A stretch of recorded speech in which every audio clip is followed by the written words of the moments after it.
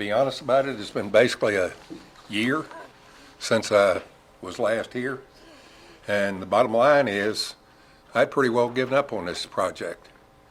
Wasn't seeing anything positive happen. And lo and behold, that picture I'm letting you look at now, back in, I think it was November the 8th, DEQ did what was supposed to have been their final inspection for the project. This one was a little different. Normally they're just looking at stormwater. They sent their land protection individual along, and this individual was supposed to be their solids waste expert. And I think I brought it up when I was here before, but solids waste handling has been an issue on this project.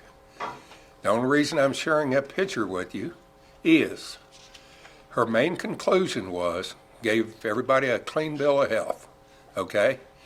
And as far as the ash that I've been concerned about, she observed no ash on site. That picture, with somebody's foot standing there and a camera looking at it, the majority of that's ash. It's coal cinders out of locomotives. When I got that, I didn't get it until January. Based on that picture, I decided I couldn't help but get involved again. And I have shared some of this information with DEQ. I have yet to hear a response on it. But in the meantime, I'd rather not be here, but in the meantime, I wanted to talk or update you with what I know of what's going on with the trail now. If you look in your packet, I've got a presentation up front, and then in the back are pictures. And I wanted to start with pictures, and let's just walk through all the pictures, and then later I'll come back and go through the comments, because I think there's some things I want you to hear. And I think I can shed some light on what's happening. The first picture, these all have numbers on them, is a picture of the site before it was disturbed by the trail activities. That's looking downstream from a major failure in the old railroad bed. And notice in the bottom right-hand corner, there's a pool of water, just for your reference. All these pictures are taken fairly close together, within a few hundred yards. The second, that's the way it looked. The second picture is the way it looked on February 18th, I think it was. It was a Sunday. And when you look at that, the fence has settled. You've got posts that have settled and don't come back up to the grade of the trail. And I've got a different opinion on where a lot of that material went. And it went into Cedar Creek. And on downstream into the Jackson River. And while I'm saying that, that's one reason I want to go ahead and go through all the photographs up front. A comment on this. I don't know who's overlooking the site and who's taking care of it, but, and I'm not an expert, but I'm not stupid either. When I look at this picture, if you look at the bottom of the page, you've got gravel there that's a blue-gray, right? That was the trail, how it was finished at that point in time. When this episode originated, not only did the fence sink, but start going up a trail above that blue-gray color that I'm talking about. It transitions into a gray. All that area is part of the trail bed, and it had settled too. And what have we done? It's hard to believe. But we've come in, the thing is settling because whatever's below it can't support it. And we're adding fill to maintain it at grade. we're making a problem worse. When you go to talking about, and I'll be honest about it, nobody to date has admitted that there were discharges to Cedar Creek. And I think I'll convince you otherwise with this presentation tonight. Let's go on to the third picture. And Steve, that was a good comment you talked about with the culvert. Totally agree with that. But when you look at this, and I don't know what the other picture showed, but when I look at it, there's black plastic there, and that's remnants of a silt fence. That pool of water out next to the creek, next to those two big rocks, that is a spring feeding it. And it's contaminated with solids that are coming from a railroad bed. When you go to look at the other things in that picture, downstream of that pool of water, all that material there that's collected on the rocks and right above upstream of the green tube, that green tube was a device that was used to minimize or reduce the amount of erosion or sediment discharged. Now it's washed down here, but that material wedged against it on the upstream side is fill material in the creek. It was washed up there by the creek. How could you not have a discharge to the creek where the creek is depositing that material there? When you go to the fourth slide or picture, that shows a significant fracture right along the edge of the trail. This is a separate location, Steve, and I think there's an explanation for it also. Now, I'll admit up front, I'm not an expert, but this is my opinion. Anyway, that's a separate area, and it's obvious that the material under the fence, and looks like the fence is leaning a little bit, that out, out to on the creek side of the fence is moving towards the creek. Let's go ahead and touch on the rest of them. The number 5 slide, when I talked about that pool was the bottom of this pool in the bottom middle of your picture. Now we're looking upstream. Now you are seeing some of the effects of the construction, because the first thing that was done, all the trees that needed to be cut were cut. And it was done in such a quick fashion that basically every one of them wound up in the creek. And to be honest about it, pictures that were taken a year later that I shared with you before, you'll still see trees in the creek. If I were to do that, you were to do that, you'd never get away with it. But anyway, where I've got spring marked in asterisks, okay? Some of these springs, I believe, I know, are true springs. They originate from groundwater, and they're being discharged to the creek. This one, and I'll touch on this a little later, but I looked at it in May of 22 with a representative of the consultant, with Peter Huber representing the county, and Chad Williams. Peter felt like this spring was coming out of the mountainside. I had seen it at higher creek elevations, and it was pretty obvious to me, based on the discoloration, that no, it was flow that was coming into debris above, fill, and all this material where the rock and stone had sloughed off of the trail. It was the creek coming through there, and it was where it was coming back up. This just so happens to coincide with that fracture that I was talking about a little while ago, that particular spring. Technically, it's not a spring, it's just a flow that's showing up there from above.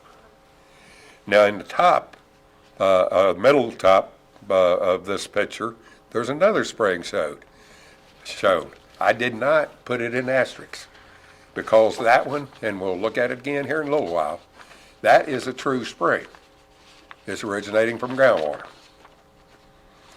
Let's go on to the next slide. At this point in time, and I've got the dates in here, there's a chronology that I put together of events, which helps explain some of this. This particular spring, well, what you see here, and the creek's up a little bit at this point, but you see where the contractor is preparing. He's got a cofferdam out there in the creek, and you see the spring coming out from under that rock. You notice the creek is turbid, that spring is clear. It's not like what I said on the other one. This is a true spring. After I saw that, and every time I see something like this, I share pictures and so on with folks. DEQ, the Corps, whoever. And basically, I have yet to get a response back other than, in other words, if I point something out, I don't know that something happened until I learned some things here tonight. Anyway, kind of aggravating. Now, this site 6, after it was filled, and I tell you what, it was on a Monday. Well, we saw this on Sunday, and obviously it was taken from the other side of the creek, which is hard to get to, but being that we're banned on the trail, I'm not supposed to do that. So my son went up and took pictures from the other side, and this is what he had. That was on a Sunday.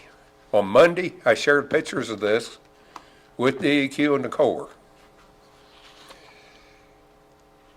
On Wednesday, or let's say Thursday morning, they had completed it by Wednesday evening. That entire area had been filled.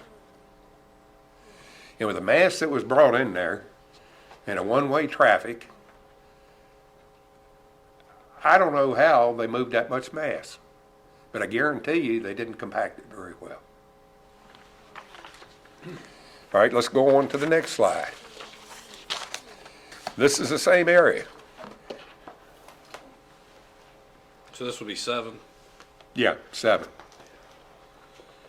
Looking upstream along that field. And something's happening. And guess what? It's happened again. And let me say clearly that what I'm showing you now and what happened the other week is not what I'm concerned about. But that is an indication of what's coming. I'm talking about the big one, if we don't get our act together. Now on this one, you can obviously see that the material is sloughing away from the trail, moving down to the bank to the silt fence. The following picture is, let's say, roughly standing in the middle of this and looking down to the creek. And I've got some labels in there. On the right-hand side in the middle, I've got one labeled spring. And if you look at the volume of water coming out of there, it's a pretty good sized spring. Again, towards the creek above that, what do you have? You have fill material outside of the silt fence. And I reported this to you early on. The first time I saw this project, went up for January 1st of 23. There was basically no silt fence on the entire site, yet the trail, the entire trail basically, had been grubbed and graded. Now when we go to talking about the solid waste issues, that was one of the concerns. I showed you pictures in a packet like what we got today. And my concern with a lot of it was the contractor was plowing ash, cinders and so on, off of the trail, down the bank to the creek, and in the creek. No silt fence. And at the same time, anytime you had a high water, anything above normal, after that, you're picking up that stuff and carrying it downstream. Ash, if EPA had their way with it, it would be declared a hazardous waste. A lot of things in it that we really would rather not be exposed to. But just stop and think about it. This is 20 miles upstream of the Covington filtration plant. I'm sure we've all drank from it. But anyway, going on with this one. There's some funnel shapes, and that's what they look like in the bank above the spring. And what that is where this the fill itself is fine shale. And what's happening is just like an hourglass. That shale and whatever's with it is going down, feeding a spring. And up here along the bank, what do you have? You have turbidity in the creek. No discharges? I beg to pardon. Let's go on back to the first one. But I mean, basically, let's stay there for a second. Now, you got a picture where it's coming out? Huh? Do you have a picture where it's coming out? When you say right at the base of the spring itself? Yeah, you said it was going downstream into the creek. Are there a location where all the silt's showing up? Have you got a picture of that? Well, not right now, but that's how I started off the first presentation. And when I talk about damage to the Jackson River. Well, what I'm saying is, we had 2 events, and all this happened. As far as these events, I don't have pictures, but I can show you pictures, which I showed DEQ last week. Areas where you've had significant erosion due to the fact that you're depositing materials in the Jackson River and forcing the river to cut another channel. I can show you last year's pictures and this year's. No, And you, I'm talking about present. well, right here, the majority of this sediment isn't going to settle till on downstream. I do You not don't have, a picture of where it's coming out of. not right here. Not right here. This is the only That's picture. all I have. Right. But that accumulation can also occur naturally. And I say that because after our first meeting, I own the small creek that comes into the Jackson River from Indian Draft. Yep. And you can see during high volume events, it filters sediment into the Jackson. You can see where it's basically built an island after. Yep. But I mean, that's a naturally occurring event that No, is it's going not. on. Not naturally occurring. Let me explain. Same- Well, I should say commonly occurring, or The same thing is happening at on the Jackson River. Material coming out of Cedar Creek, and we talked about some of this, the floods and the discharges from a creek. They have filled in the pool where the mouth is, just like what you're seeing, Matt, at Indian Draft. Filled the pool in. All right, well, the river's got to go somewhere, in this case, Cedar Creek. The discharge from Cedar Creek in the Jackson River has moved a couple hundred yards upstream.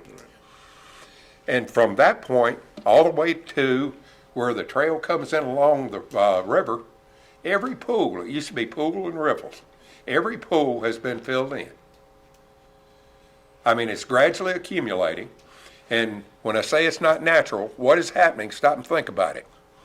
When we have a storm event, Gatherite may be releasing 150 CFS. All right, you take that event May of 18 on Cedar Creek that was publicized, the flooding event and so on, water going across 687. I believe, well, let's just say that event showed up as 3,800 CFS at the gauging station in Covington. Now stop and think about it. Probably 5,000 coming out of Cedar Creek, and the Jackson River is 150. The Jackson River has been formed to handle a lot larger flows. When Cedar Creek comes into that larger channel, first thing it does, velocity dissipates and materials start depositing, and they're classified. Like where you're talking about there at Indian Draft, the rock, the heavy stuff, stops there. But then you go on down. Before you get to the bridge on the left, that used to be a pool, the swinging bridge. That used to be a pool. People jumped off of the cliff there.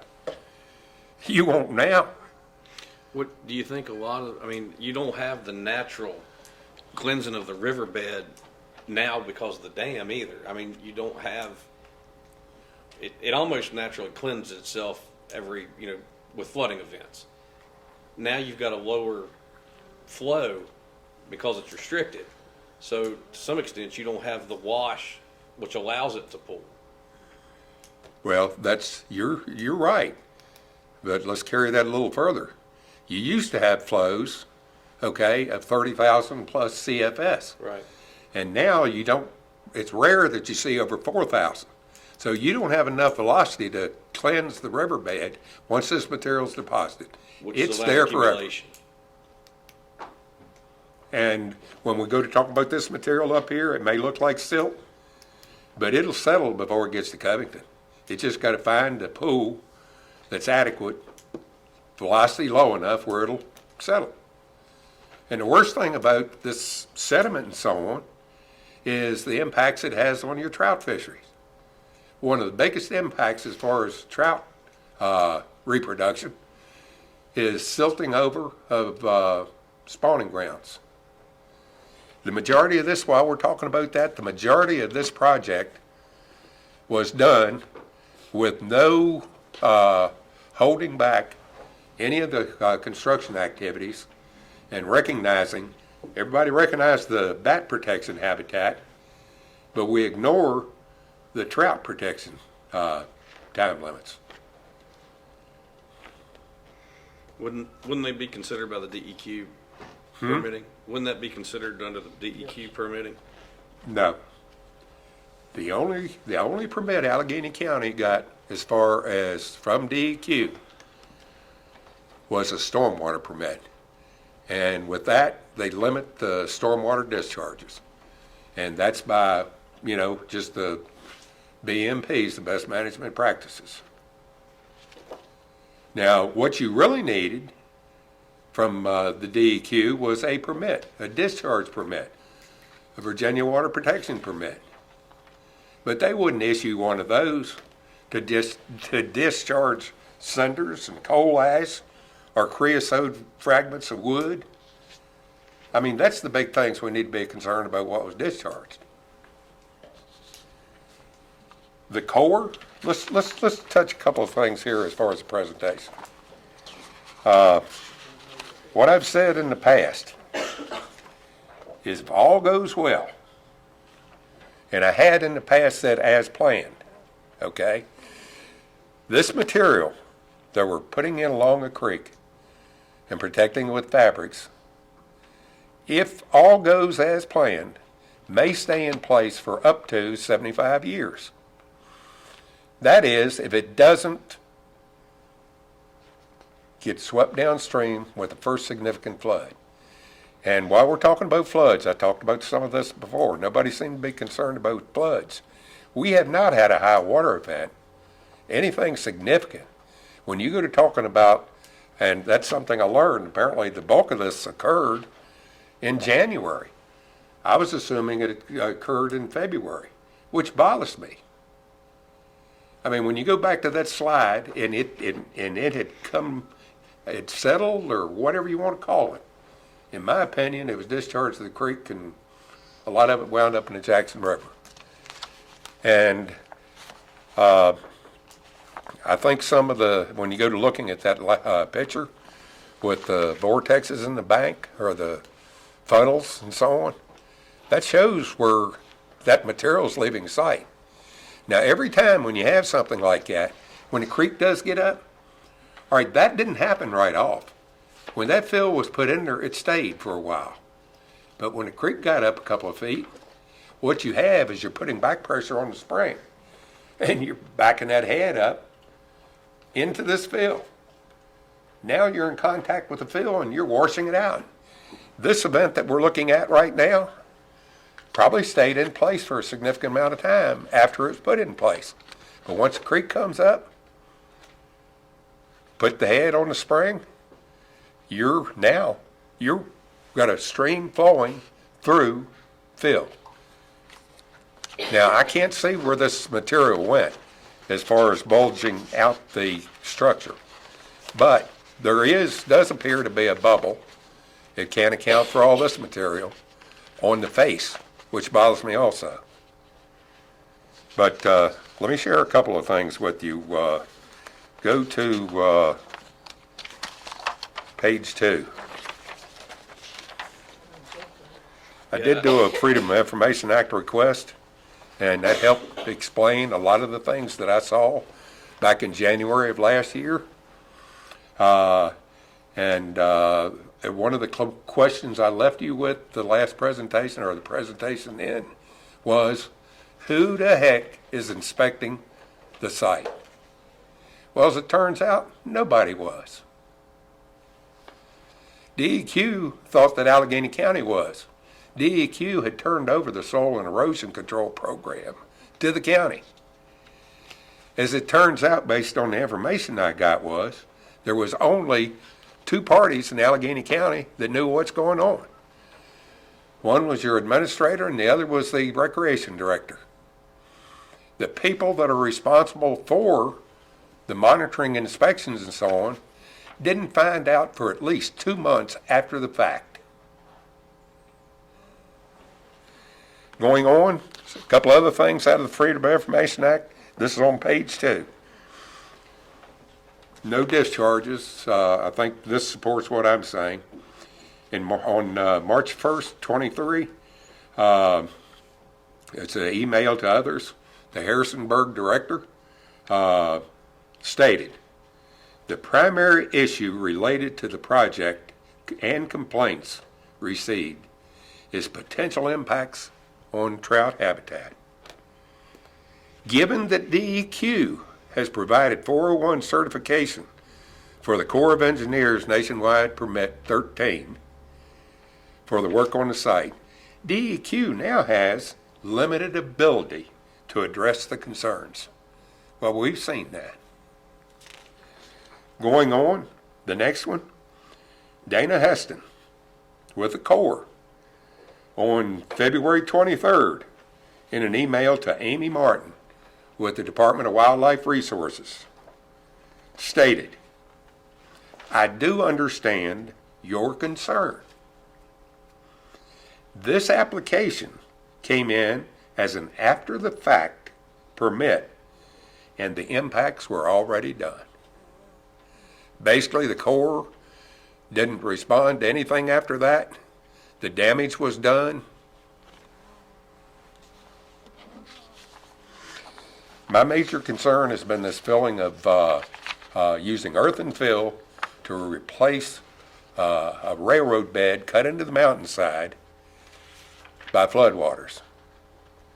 And it's going to happen again. Let me touch on just a couple other things. I don't want to rush you through it, but I do. Let me hit a couple of points and we'll call it. Okay. On the May the 2nd, I pointed out that we'd met with several representatives with the county and the consultant and viewed those springs of concern that we're talking about now. On this visit, the rep with the consultant reversed his prior opinion that the project would have no impacts on Cedar Creek. He also recommended to the county that the county consider subcontracting some of the work to a different contractor because the present contractor had no streamside restoration experience. Now, that just contradicts everything that was published out of the 7th meeting when I was here. It's kind of ironic, but the tape from the journal was corrupted, and the only thing that was put out was the report from the county administrator. And I've listed what that report said in here. And I'll tell you, all it did was rebut everything that I had. And there were some conflicts presented in that meeting. Somebody wasn't telling the truth. And I'll tell you up front, somebody wasn't. Just to give you a feel for what we've been going through, I talked to you about this code requirement, where if you're working in the 100-year floodplain, you're supposed to do a demonstration that you will not increase future floods, 100-year floods, by more than a foot elevation. That demonstration was done. The date on it was September of 2020. I requested follow-up information on that with what I reported there. What I was saying at one of the last meetings was there has been significant design changes. There have been numerous field changes and so on, well beyond 2020. They're still ongoing. The results of that study can't demonstrate anything. They can't be valid because you didn't have the appropriate inputs. And I don't know, we still know them all right now. But just for the sake of talking, here at the bottom of page 5 is a copy of email from Biff Johnson to Reed. Reed passed it on to me, and it's a response to my questions. And I tell you what, it went into a lot of detail, and specifically look at the timing. I'll read it. I am sending you H&P's response to Mr. Botkins' email to you on August the 22nd, 2023 at 8:13 a.m. and which you forwarded to us on August 22nd, 2023 at 11:02 p.m. A lot of detail. But when it comes down to the response that I was looking for, they didn't respond to anything. What was the response? Item 1, we did a study. 2, both the floodplain study and the construction plans have been accepted and approved by the necessary agencies. We're yet to do a study.